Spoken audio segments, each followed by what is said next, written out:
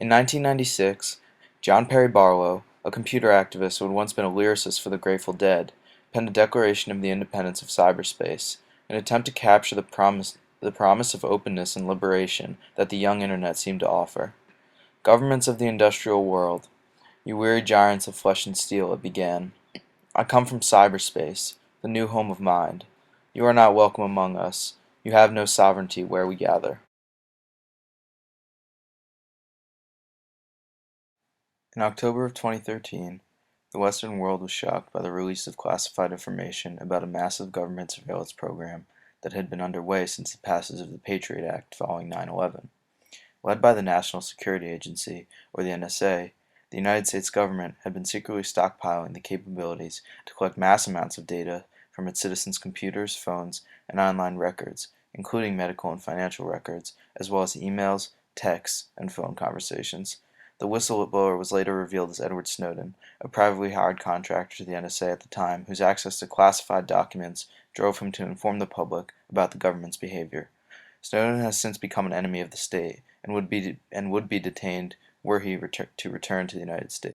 Snowden's ultimate aim was to start a nationwide dialogue about the freedoms and constitutional rights being sacrificed in what the government claims were security measures designed to thwart attacks on the homeland. Before we can engage in that debate, and indeed discuss what our rights are to privacy in the digital age, we need to understand the complicated relationship between government and technology since the creation of the very first computers. We also need to look at the specific types of technology being used in government surveillance today. When we understand the technology, it removes much of the obscurity around the scope and the frequency with which we are monitored by the government. When we think about the exciting innovations occurring today in Silicon Valley, it is hard to understand that technology owes much of its roots to government, and government intentions to spy more specifically. What is generally regarded as the world's first modern computer, the Colossus, was invented by the British government during World War II.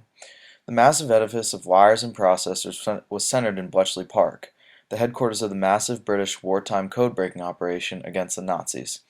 Since these early days, governments, and as with the Colossus, governments driven by the needs of gathering information about their enemies in times of war, have driven technological innovation and advances in cyber spying. This is important to know when discussing the kinds of technology that are used to collect information about the American people, as at the NSA's Utah data collection facility. What are the specific technologies? The NSA has software and computers with the ability to channel and collect the 2.5 quintillion bytes of data Americans produce every day. That total includes stored information, photos, videos, social media posts, word processing files, phone call records, financial records, and data that normally exists for mere moments, such as phone call content and Skype chats.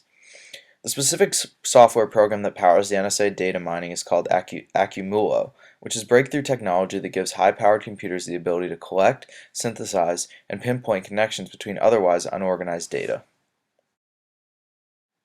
The NSA also has created specific technology for its PRISM program, which is its program for the deliberate and coarse collection of user data from some of America's largest tech companies. PRISM involves the collection of digital photos, stored data, file transfers, emails, chats, videos, and video conferences from over 9 internet companies. This program is responsible for building a haystack of information from which the NSA is supposedly only searching for terror threats. When looking at these technologies, it is important to understand the concept of metadata, which is a term for the mass collection of data to find trends. By using one small piece of data about a person, connections and lines can be drawn between that piece of data and others.